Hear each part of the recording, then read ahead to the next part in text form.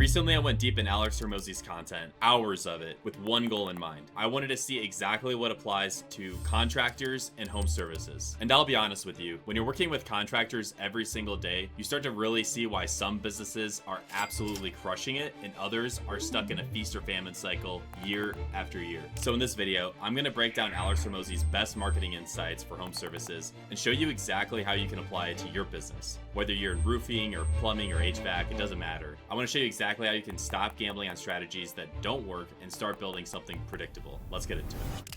Let's start with the first one, which is nobody knows you exist. And if you're under $1 million in revenue, I can virtually guarantee that basically everyone on earth doesn't know you exist. And so the first 4 hours of every day should be dedicated to solving that problem and going from obscurity to being aware. And so we do that by doing the core 4 more. If you're under $1 million a year right now, your biggest problem is that nobody knows that you exist. And your main job every single day is solving this issue. See, a lot of contractors at this stage just think that having a truck wrap is sufficient for their marketing, but that couldn't be further from the truth. This is just the prerequisite for marketing your business. Becoming well known in your market is way more involved than just having a truck wrap. Here are 3 things that you can start doing today that will help you get over that 1 million a year mark. First of all, you need a memorable brand. So that's your name, your logo, your colors. Something there should be unique so that people actually remember you. And then you as the owner need to start getting out into your community, hosting events, sponsoring events, getting into networking groups like BNI, building relationships with real estate agents and other adjacent businesses, and building that referral network, right? This is the real boots on the ground stuff that actually works to start getting you known in your local community. When you pair a memorable brand to people actually referring you, that's what starts to translate into jobs very early on for your home service business. Second, for every job that you do, your mindset should be to turn that job into 3 additional jobs. You do this by asking for reviews, documenting your whole process from start to finish, incentivizing customers to refer you to their friends and family, and depending on your industry, you can even use it as an opportunity to do some canvassing around the neighborhood. The one thing that you should not be doing is going to do jobs and then walking away with nothing to show for it. Third and most importantly, you need to be able to be found online. You should have a solid website. You should have a Google business profile that's set up and is getting some reviews. You should have your social media profiles set up, Facebook at a bare minimum, and be posting at least once a week. If you're early on, you should be hitting next door hard and actually establishing conversations with homeowners that's directly in your community. It's a really good way to make yourself known early on and actually get some jobs rolling in very early. If you're more advanced, you should be doing SEO to appear when homeowners are actually searching for your services in Google and in AI. And you should be running ads to build demand for your services and to stay top of mind for the people that are in your local area. By the way, if you want help with this so that you can start progressively scaling your business every single month, click on the link in the description to book a call with me directly, and I'll show you exactly how we can do that for you. Don't you think that maybe there's enough people in your marketplace to satisfy your business? Probably. The amount of times that I would have a gym owner, for example, who'd come to me and say, hey, there's this other guy in the marketplace who's now running Facebook ads. I'm like, you only need 200 people in your gym to be incredibly profitable. And right now, the last time I checked, you've got 1 million people in your city.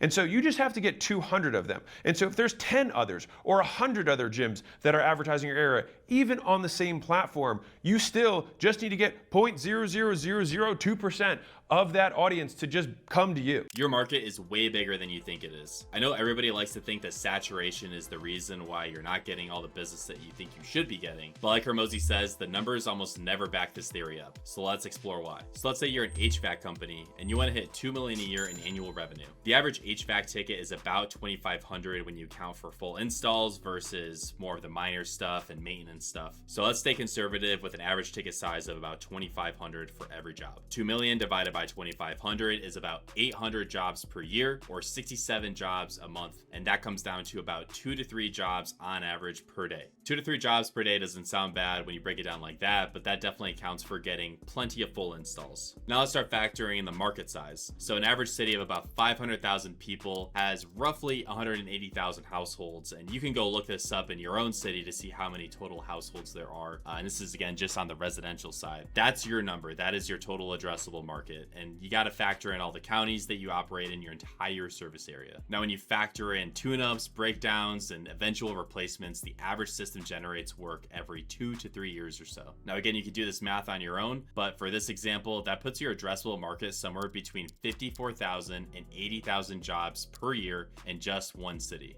Now let's think back to how many jobs on average we need over the course of the entire year to hit 2 million. That's 800 jobs per year. So that means that's 800 out of 54,000 to 80,000-ish. And according to math, that's 1% of your total addressable market on an annual basis to hit about $2 million a year in annual revenue. Now, this is never an exact science. This is just an example, but you should be running these numbers on your own. And again, we can help you run these numbers to see what your total addressable market is. And this generally can be applied to all home services. And so regardless of how competitive you think your market is, you're only scratching the surface of it. Now, if 1% of your total addressable market still sounds difficult to attain, I totally get it. But the reality is that most of your competition isn't capitalizing on this stuff either. Most of your competition has outdated websites that don't actually show the work that they're doing. They're not tracking their leads. They're not running ads. They're not doing SEO or working on their Google business profile. They're not uploading photos. Their email list isn't being utilized whatsoever. They don't have a referral system. And worst of all, a lot of people don't even pick up the phones. That's literal leads just going through the cracks. So the main takeaway here is that you don't need to be some crazy marketer and have everything figured out and be the top player in your space to make multiple millions of dollars per year. You just need to be better than your competition.